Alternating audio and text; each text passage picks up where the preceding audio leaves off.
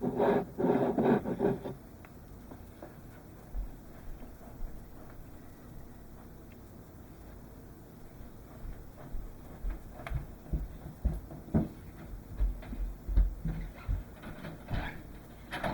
to the Today. Please come in. Thank you, everybody can sit down. Welcome to my secluded house. You can all make yourselves comfortable.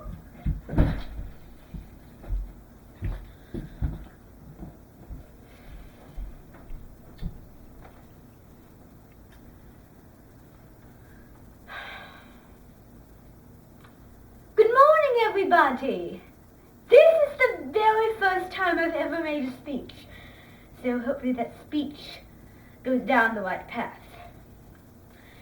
So let me tell you a story, first of all. First of all, I do want to say it's quite a pleasure. I'm kind of nervous, but also very excited. Now, I'm going to tell you a story. I have a new baby in the family, and his name is Toby. And he is the most adorable baby at all. Not to be vain, but I've seen babies, and no baby is more adorable than my baby, Toby. I love him deeply.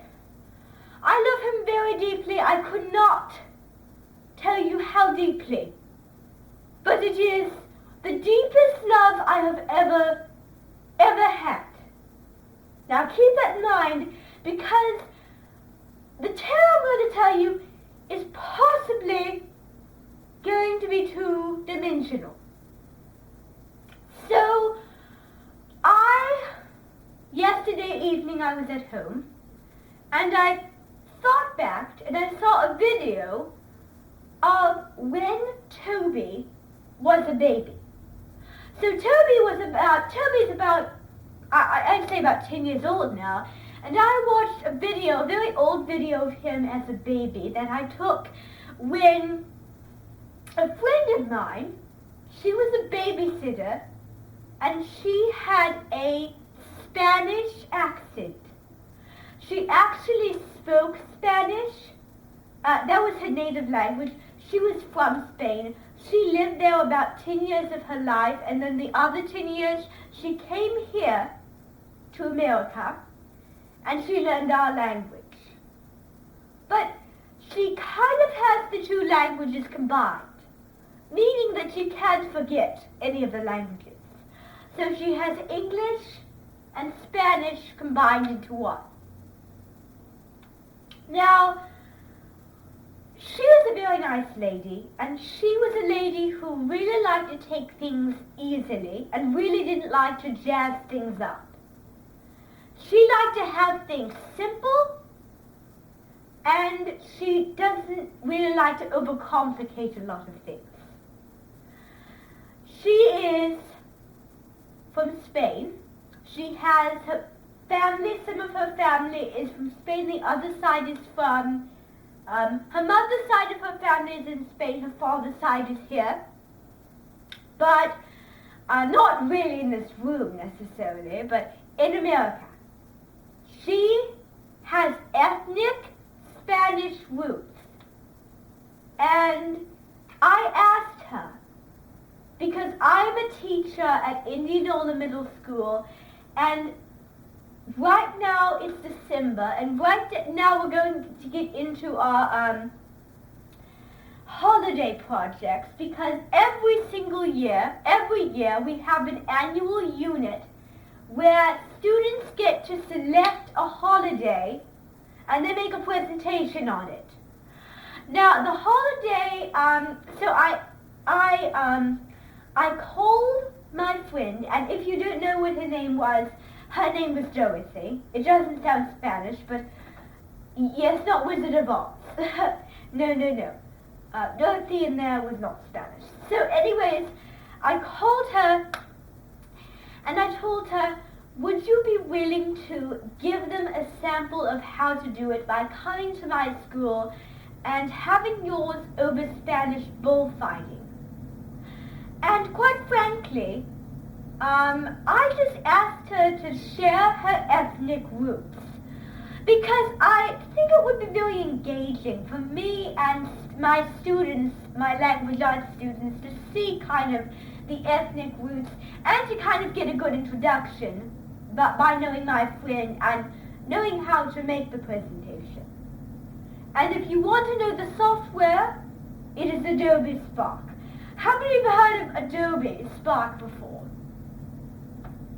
Yes.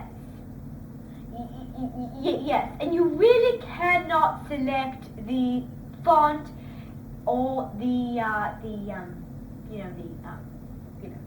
color of the words, because Adobe Spark is a very upper level technology use.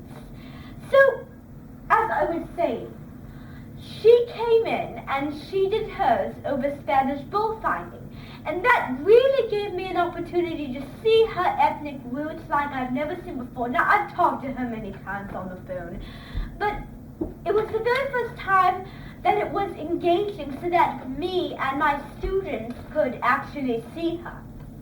So, when she was about 5 years old, or around her 10 age, before she came to America, when she came to America, she was about 11. But one of her most favorite traditions in Spain, when she was living there, was bullfighting. She loved the power of bullfighting. She really liked the fierce bullfighting. Now, the point of that is that my friend is really respectful to nature.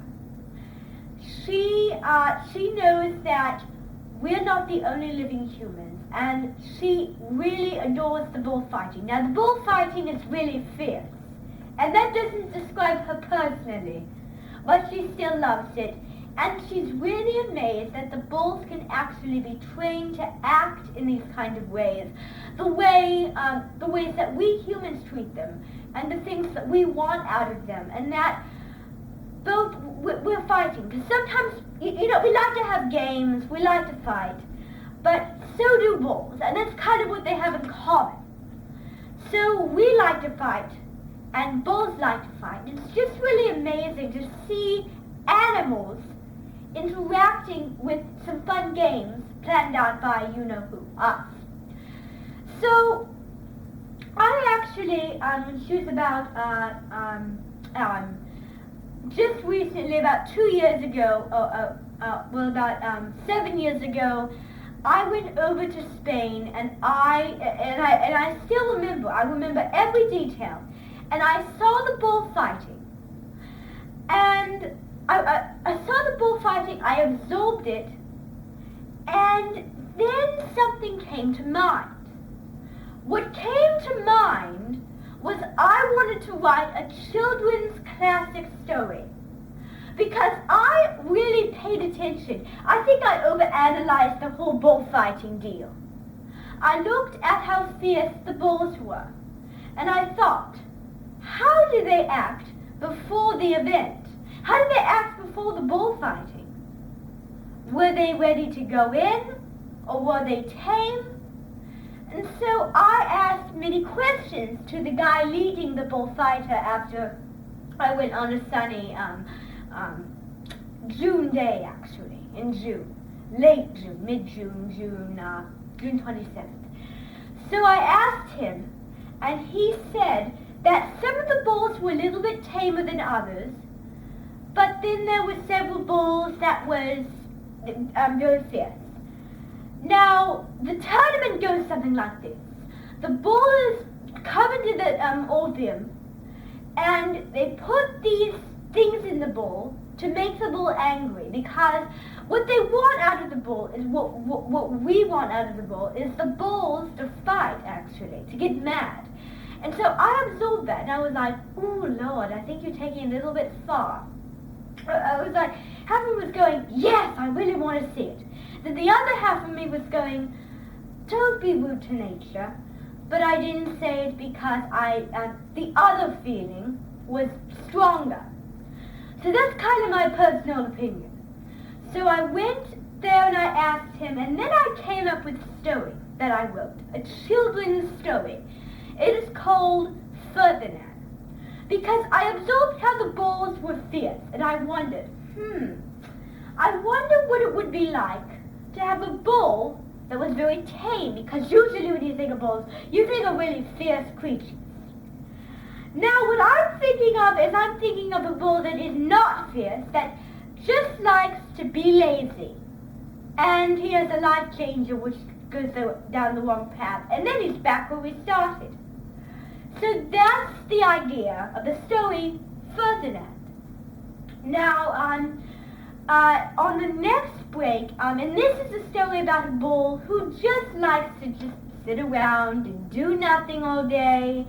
And the other bulls are, he doesn't feel envious of the other bulls, because the other bulls, he feels lonely, because the other bulls are interacting and they're doing all this fun stuff, and they're, playing with each other, but not him.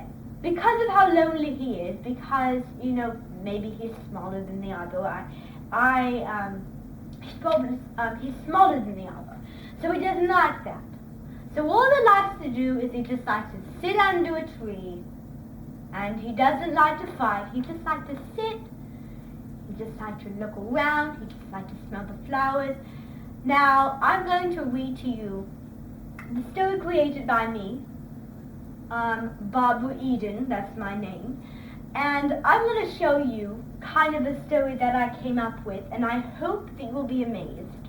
Okay, so let's take an intermission.